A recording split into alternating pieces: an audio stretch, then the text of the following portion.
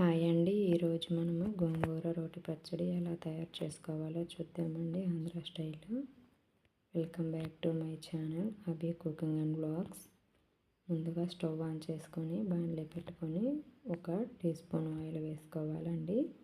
అందులో 1 tea spoon పచ్చిశనగపప్పు, అలాగే 1 టీ స్పూన్ మినప్పప్పు వేసుకోండి.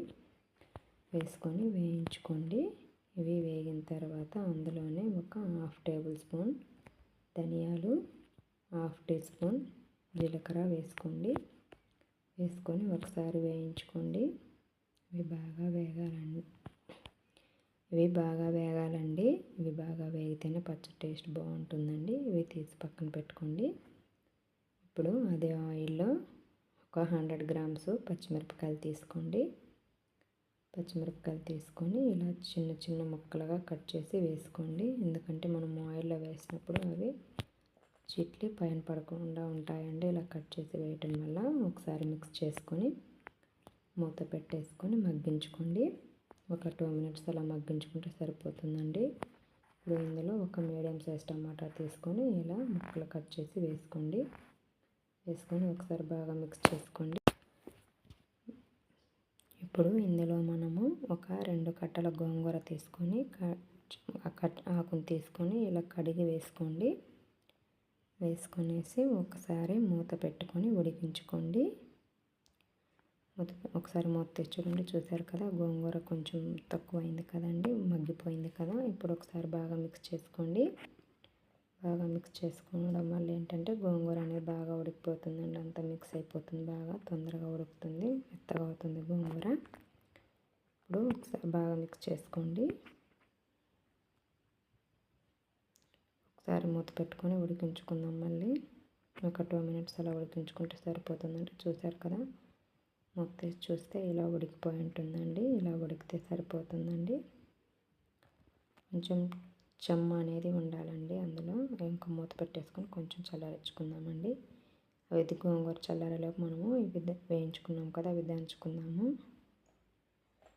అవి వేసుకొని దంచుకుందామండి. రోట్లో వేసుకొని దంచుకుంటే చాలా బాగుంటుందండి. రోలు లేని వాళ్ళు మిక్సీలోనైనా వేసుకోండి. మిక్సీలో వేసుకున్నా కూడా బాగుంటుందండి పచ్చడి. ఇలా మెదిగిపోయాయి కదండి. ఇప్పుడు మనము ఉడికించి పెట్టుకున్నాం కదా గోంగూర, అది మొత్తం వేసేసుకొని ఒకసారి దంచుకుందామండి. గోంగూర, పచ్చిమిర్చి, టమాటా ఉడికించుకున్నాం కదా, అని దంచుకోండి. మీకు ఈ వీడియో నచ్చినట్లయితే ఈ వీడియోకి ఒక లైక్ చేయండి. నా ఛానల్ని సబ్స్క్రైబ్ చేసుకోండి. మీ ఫ్రెండ్స్కి, రిలేటివ్స్కి వీడియోని షేర్ చేయండి. మీరు ఒకసారి ట్రై చేసి ఈ పచ్చడి ఎలా ఉందనేది నాకు కామెంట్ బాక్స్లో తెలియజేయండి. మీరు ఇచ్చే చిన్న లైక్ వల్ల నాకు ఎంకరేజింగ్గా ఉంటుందండి. మర్చిపోకుండా ఒక లైక్ చేయండి. వేసుకోవాలండి. ఉప్పు వేసుకొని అలాగే 1 ఆనియన్ తీసుకొని ఇలా కట్ చేసి వేసుకోండి. మనం అలాగే ఆనియన్ వేస్తే అది గోంగూరలో జిగురు ఉంటుంది కదండి, దానివల్ల ఏంటంటే ఆనియన్ అనేది మెదగదు. అందువల్ల ఆనియన్ని కట్ చేసి వేసుకోండి, సరిపోతుంది. ఇలా వేసుకోవడం వల్ల ఆనియన్ అనేది బాగా మెదుగుతుందండి. చూసారు కదా, ఇలా దంచుకోవాలండి. చూసారా పచ్చడి ఎంత టేస్టింగ్గా ఉందో, చూస్తుంటేనే నోరు ఊరిపోతుంది కదండి. చాలా చాలా బాగుంటుందండి పచ్చడి.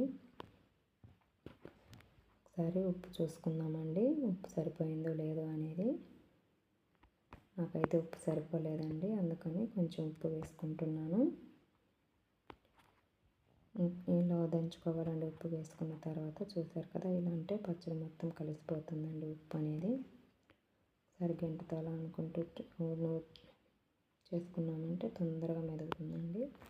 ఉప్పు పెట్టుకుందామండి. అందులోనే 3 టీ స్పూన్లు ఆయిల్ వేసుకోండి, సరిపోతుంది.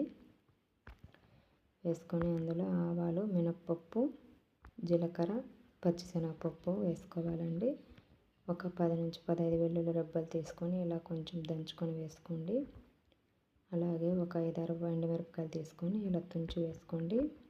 అలాగే 2 రెమ్మల కరివేపాకు తీసుకొని వేసుకోండి.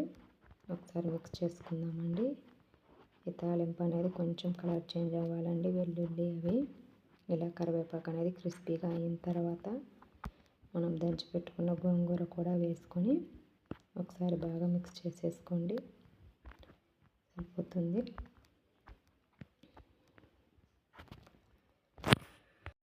ఒకసారి బాగా మిక్స్ చేసుకున్నారంటే ఎంతో టేస్టీగా ఉండే గోంగూర రెడీ అవుతుందండి. ఈ వేడి వేడి అన్నంలో నెయ్యి వేసుకొని తింటే చాలా బాగుంటుందండి.